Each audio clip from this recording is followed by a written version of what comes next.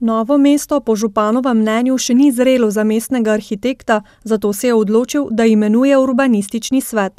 In v ta namen sem povabil skupino strokovnjakov, 4 strokovnjakov. Mislim, da gre za zelo kompetentna imena pod vodstvom docenta dr. Tomaža Slaka, ki bojo lahko bili dejansko partner tako županu kot občinski upravi na področju ključnih vprašanj urejanja prostora v naši občini. Ustanoviti pa namerava še nekatere druge strokovne svete, na primer za ustanovitev Novomeške univerze in za praznovanje 650-letnice ustanovitve Novega mesta. Sicer pa se župan sestaja tudi s predstavniki javnih zavodov, saj bi rad pocenil njihovo delovanje.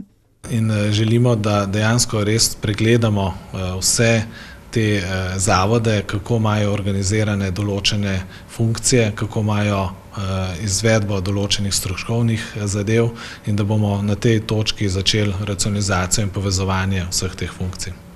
Z ravnatelji osnovnih šol in vrtcev se je sicer dogovoril, da bodo del prihodkov od oddaje nepremičnin v lasti novomeške občine v najem namenili sprotnemu vzdrževanju in obnovi šolske in vrtčevske infrastrukture. Iz tega naslova pričakuje na leto nekaj 100 tisočakov.